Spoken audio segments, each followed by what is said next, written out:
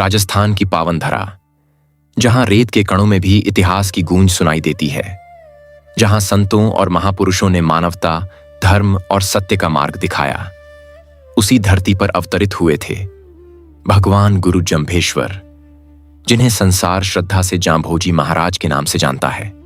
आज की इस विशेष कथा में हम सुनेंगे उस दिव्य खांडे की कहानी जो स्वयं भगवान जंभेश्वर ने राव दूदो जी को प्रदान किया था। एक ऐसी कथा जिसमें आस्था है, चमत्कार है और धर्म की अद्भुत शक्ति भी।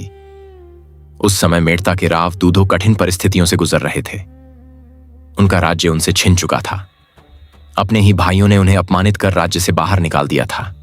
जिस व्यक्ति के पास कभी वैभव था, सम्मान था, सत्ता थी, आज वही व्यक्ति निराश और असहाय होकर भटक रहा था।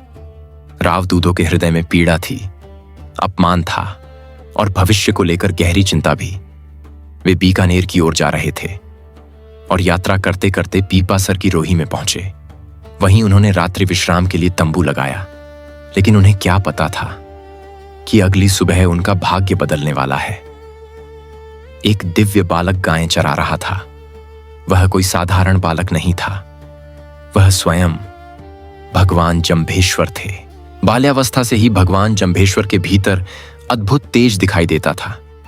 उनकी आंखों में शांति थी और चेहरे पर दिव्यता। सुबह जब राव दूदो की दृष्टि उस बालक पर पड़ी तो वे कुछ क्षणों के लिए उन्हें देखते ही रह गए। ऐसा प्रतीत हो रहा था मानो स्वयं ईश्वर बालक रूप में उनके सामने खड़े हों। राव दूदो उनके पास पहुंचे और अपने जीवन का सारा दुख उनके सामने व्यक्त कर दिया।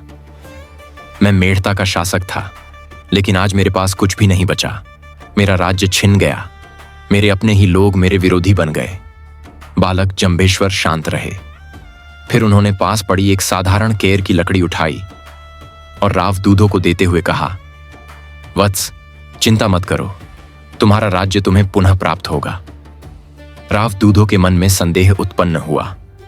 उन्होंने सोचा, क्या एक साधारण लकड़ी मेरा भाग्य बदल सकती है? लेकिन भगवान जंभेश्वर उनके मन की शंका समझ चुके थे और तभी वह हुआ जिसने इतिहास बदल दिया। भगवान के चमत्कार से वह साधारण लकड़ी धीरे धीरे सप्तधातु के चमकदार दिव्य खांडे में बदल गई। उसकी धार सूर्य की तरह चमक रही थी और उसकी मूंठ लकड़ी की ही बनी रही। यह दृश्य देखकर राव दूदो स्तब्ध रह गए। अब उन्हें विश्वास हो चुका था कि यह कोई साधारण बालक नहीं, बल्कि स्वयं दिव्य शक्ति का अवतार है।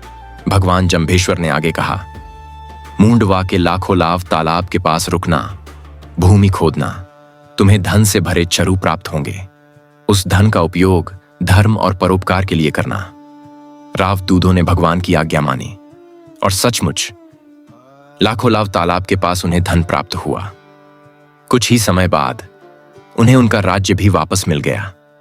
राव दूदो ने जीवन भर उस पवित्र खांडे की पूजा की और धर्म के मार्ग पर चलते हुए राज्य किया। लेकिन समय बीतता गया, पीढ़ियां बदलती गईं और फिर आया राव जगन्नाथ का समय। राव जगन्नाथ धीरे धीरे अहंकारी हो गए।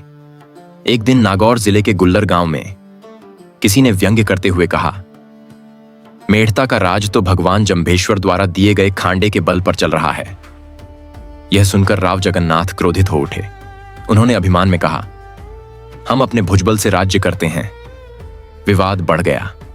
लोगों ने चुनौती दी, यदि यह खांडा साधारण है तो उससे एक बकरे का वध करके दिखाओ।